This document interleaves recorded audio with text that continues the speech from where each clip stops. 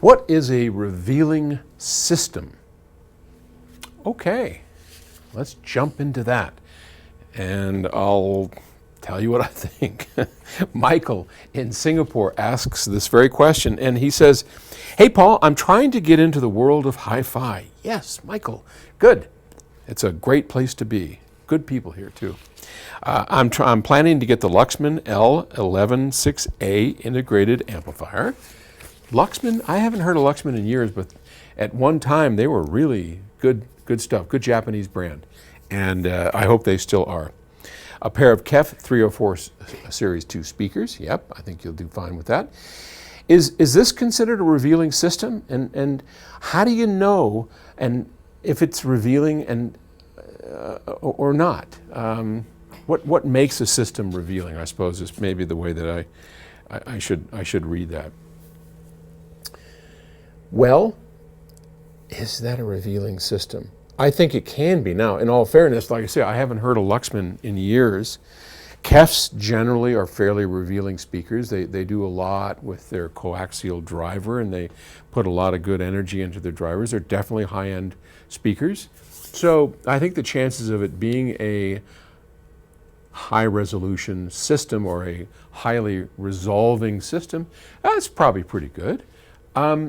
But let's talk in general about what does that actually mean. So many systems today are more background than critical listening speakers. And if you look at people's habits and really look at how they live their lives in terms of listening habits, I think you'll find that the majority of people's listening is not critical, that most people listen to background music. Maybe they crank it up a little bit, and every once in a while, maybe you crank it up and listen to it. That's pretty much what I've found. In fact, I was telling somebody the other day, I was at a seminar where I was giving one of my little talks to an audio group, and in the middle of the talk, we had a break, and everybody's sitting around eating little crackers and sipping bubbly water, whatever we were doing. And we got to talking about streaming and Tidal and Qobuz, who's the up-and-coming streaming agent, as opposed to Spotify and the other, some lossy, lower resolution streaming services. And one of the guests there kind of, was talking about, oh yeah, I listen to Tidal and I only play the MQA and encoded pieces, and I only listen to high resolution, but sometimes I listen to Spotify. And it was like, ooh, a dark family secret. There's skeletons buried in the closet. This guy was embarrassed, literally embarrassed, that he listened to Spotify and admitting that in front of a group of audiophiles. It was kind of like being at an Alcoholics Anonymous, like, yes, I drink, I have a problem, I admit it, I own up to it, I listen to Spotify. And of course, Spotify has one of the best libraries in the world. I mean, great libraries, but not great sound. So he was embarrassed about that. But what I found interesting, aside from like, wow, anyway, I'm not going to get off onto a tangent or a riff about that. But what I have found is that most people crank up some tunes, they'll put on stuff, and they'll putter around the house, they'll do whatever, they'll read a book, they do what they want, so it's casual listening. Then there are times when we want to show off the system, when we want to just relax and enjoy a ride with our systems. I mean, I do it.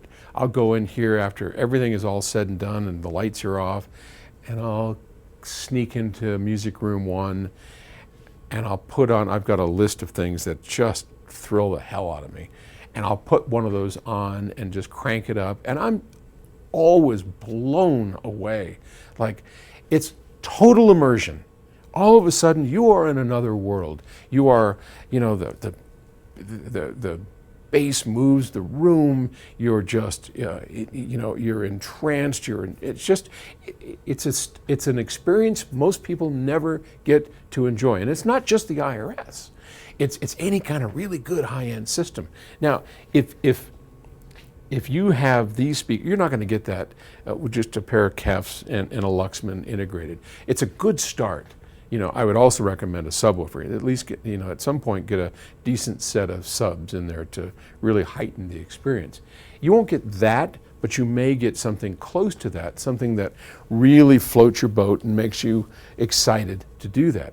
But on the subject of resolution, highly resolving speakers, it's a combination of electronics and speakers and cables and setup. So if you want a highly resolving system, and that definition of the highly resolving system is that you can hear minute differences in recordings, in different pieces of equipment or cables that come in, you've got a reasonable shot here if you do your setup right and you have full range. Yeah, you probably can.